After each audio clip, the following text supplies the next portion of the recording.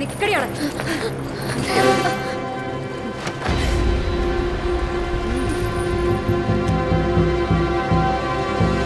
என் பேரு வளர்மதி. எங்க ஊரு சேலம், കാവേരി ആസ്പത്രി പക്കം. സേലത്താ? പിന്നെ നീ എന്തിനാണ് സേലം ബസ്സിൽ ഒരു അങ്കമാലിക്ക് പറഞ്ഞേ? അത് വന്ന് പറയടി. നീ ആരെ പറ്റിക്കാനാടി പറുത്തിട്ടിട്ട് 3-4 സംഘട്ടിട്ട് കിടന്ന് കറങ്ങിയത്? ஐயோ இல்ல சார், யாரையும் ஏமாத்துறதுக்காக நான் எதுவும் பண்ணல சார்.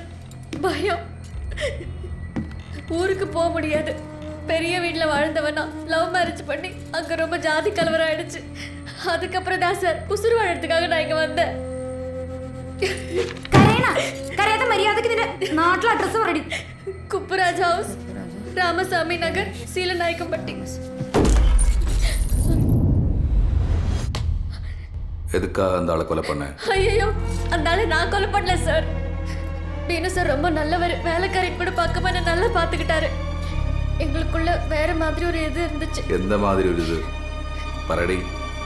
அது வந்து ചോദിച്ചിട്ട് മറുപടി.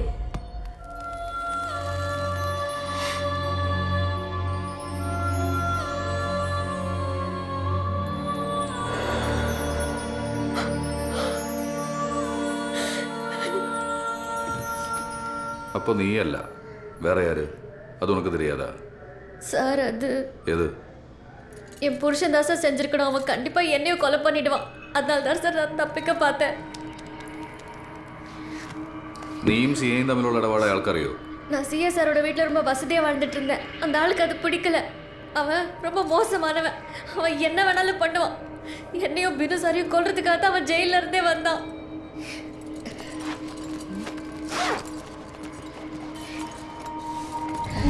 இது அவனோட கத்தி.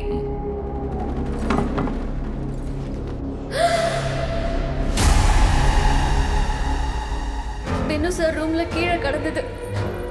அப்ப புரிஞ்சுக்கிட்டேன் ഇത് അവൻ தான் பண்ணிருக்கணும்னு. ഈ കാര്യം കോടതിയിൽ പറയാൻ തയ്യാറാണോ? എങ്ക വേണാലും சொல்றேன் சார்.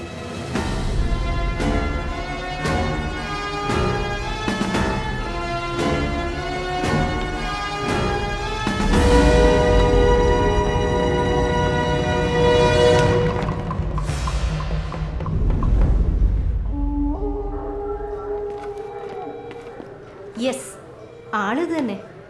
ആ മുറിയിൽ ഒരിടത്തും ടച്ച് ചെയ്യാതിരിക്കാൻ അയാൾ ബോധപൂർവം ട്രൈ ചെയ്തിട്ടുണ്ട്. അറിയാതെ വീണുപോയ ഈ അടയാളം ഒഴിച്ച്. ബട്ട് ആ വുഡ്ലാൻഡ് ഷൂ അത് ഇയാളിടാൻ സാധ്യതയുള്ള ഒരു ടൈപ്പ് അല്ലല്ലോ.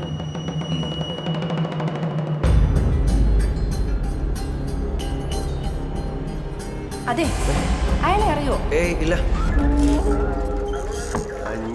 എന്തെങ്കിലും ഫൈൻഡിങ്സ് ഉണ്ടായാലും വിളിക്കാം. പോലീസുകാരെ കുറിച്ച് താൻ എന്താണ് വിചാരിച്ചേ? എന്താടോ ഇയാളെ എനിക്ക് കൈക്കൂലി തരുന്നു സാറേ? ഇല്ല സാർ. അയാള് സന്തോഷത്തോടുകൂടി തരാണെങ്കിൽ വാങ്ങടോ. അല്ല, എന്താ കേസ്? അത് പിന്നെ സാറേ, ഇയാൾ യൂബർ വിളിച്ചു. അതിനകത്ത് 10,000 രൂപ വിലയുള്ള എന്തോ മരുന്ന് മറന്നു വെച്ചെന്ന്. ഊബറുകാരെ വിളിച്ചു വെച്ചില്ലേ? അവർക്ക് അറിയില്ലെന്നാ പറയുന്നത്. സാറേ, അവനോടൊക്കെ മര്യാദയ്ക്ക് ചോദിച്ചാൽ പറയില്ല സാറേ. പിടിച്ച് 4 പിട പടക്കണം, എന്നാലേ സത്യം പറയൂ. താൻ പറയുമ്പോ കയറടിക്കാൻ പോലീസുകാരെന്താടോ? ഗുണ്ടകളോ? എന്തായിരുന്നു മരുന്ന്? എന്തായിരുന്നടോ മരുന്ന്? വയാഗ്ര സാറേ. അത് ഒറിജിനൽ സാധനമായിരുന്നു. അതുകൊണ്ട് അയാൾ ബാഗ് തിരിച്ചു തരാത്ത. താൻ തന്നെ അന്വേഷിച്ച് കണ്ടുപിടിച്ച് കൊടുക്കുക. അല്ല, ഇത് വേണ്ടല്ലോ അല്ലേ സാർ?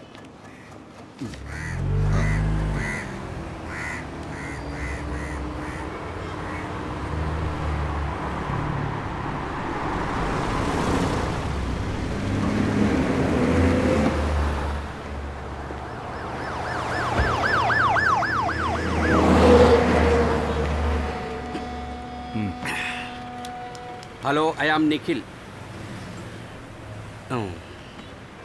സാറേ, നമുക്ക് മെയിനായിട്ട് റെൻ്റേക്കാറിൻ്റെ ബിസിനസ്സാണ്. പിന്നെ ഈ സ്പെഷ്യൽ കസ്റ്റമേഴ്സ് ആവശ്യപ്പെടുമ്പോൾ മാത്രമാണ് ഇങ്ങനെ. ചാവുന്നതിന് മുമ്പ് ഇങ്ങനെ ചെയ്യേ നമുക്കൊരാറ്റം പണി തന്നിട്ടാണ് പോയത്.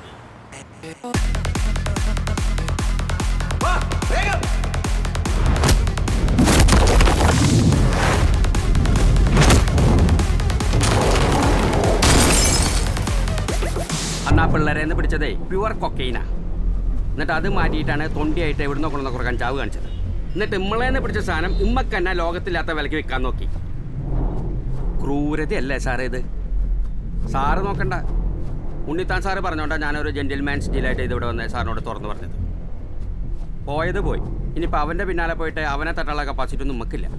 നമ്മളേ പ്യുവർ ബിസിനസിൻ്റെ ആൾക്കാർ.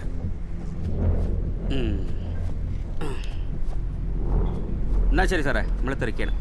ഒരു കാറും അവൻ്റെ ഒരു ജെന്റിൽമാൻ ഡീല് ഇവനൊക്കെ പിടിച്ചിട്ട് ലോകവിലായിട്ട് 2 ഇടിയിടിക്കണം. ഓ അതായിപ്പം തനിക്കറിയേണ്ട കാര്യം ഇവിടെ വെച്ചായതുകൊണ്ട് അറിഞ്ഞു ഇല്ലേ? കോടതിയും വക്കീലും മുൻകൂർ ജാമ്യമായിട്ട് 10-15 ദിവസം അങ്ങ് പോയി കിട്ടിയത്. തന്നെ പോലുള്ള കേമം പോലീസുകാരന്മാരെ ഒരു കാര്യം മനസ്സിലാക്കണം. എന്നെപ്പോലുള്ള കുറച്ച് ഉണ്ണാക്കന്മാർ കാലങ്ങളായി ഈ ബാഡ് കോപ്പ് വേഷം കെടുത്തോണ്ടാ ഇത്തരം കുഴപ്പക്കാരോട്ട് പോലീസിന് ഒരു പാലോടാൻ പറ്റുന്നത്. അല്ലാതെ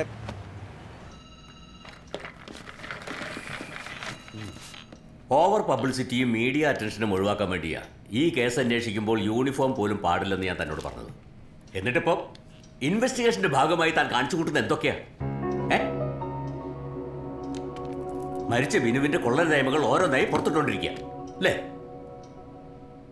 എടോ, ഞാൻ അയാളുടെ സുപ്പീരിയർ ഓഫീസറായിരുന്നു. ഇതെന്നെ എങ്ങനെ ബാധിക്കുമെന്ന് താൻ മനസ്സിലാക്കിയിട്ടുണ്ടോ? നമ്മുടെ ഡിപ്പാർട്ട്മെന്റ് എങ്ങനെ ബാധിക്കുമെന്ന് താൻ മനസ്സിലാക്കിയിട്ടുണ്ടോ? സാർ, അത് ഡിപ്പാർട്ട്മെന്റ്. താനിങ്ങനെ കാടടച്ച് വെടിവെക്കാതെ ഇമ്മീഡിയറ്റ്ലി ആ തമിഴനെ ആറൂര് പക്കണം. എടോ, അന്ന് അയാൾ അവിടെ കയറി എന്നതിനുള്ള എവിഡൻസ് നമ്മുടെ കയ്യിലുണ്ട്. അയാളെ കൊല്ലാനുള്ള മതിയായ മോട്ടീവ് ആറൂനുണ്ട്. അയാളുടെ വൈഫ് തന്നെ കോടതിയിൽ വിറ്റ്നസ് പറയും. പിന്നെന്താ? അവനെ ചാർജ് ചെയ്ത് ഒരാഴ്ചയ്ക്കുള്ളിൽ ക്ലീനായി കേസ് ക്ലോസ് ചെയ്യണം. കേട്ടല്ലോ?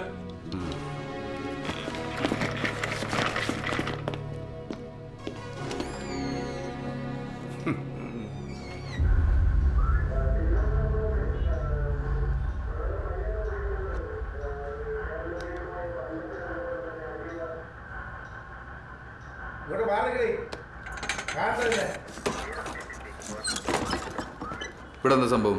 സാർ, ഇത് നമ്മുടെ ബിനു സാറിന്റെ വൈഫാ, ലിൻസി മാഡം. കേസിന്റെ കാര്യം എന്തായെന്ന് അറിയാൻ വയനാട്ടിൽ നിന്ന് വന്നാ. എൻ്റെ റൂമിലിട്ടൊന്നും ഞാൻ പറയാം. Madam please.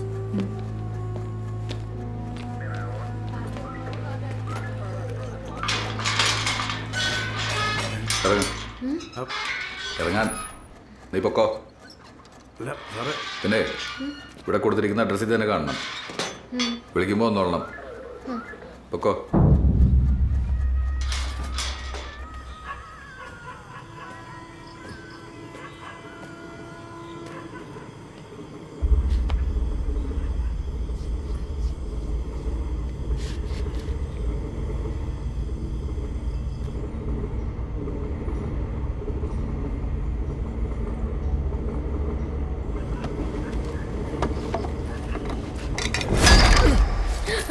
யாரு?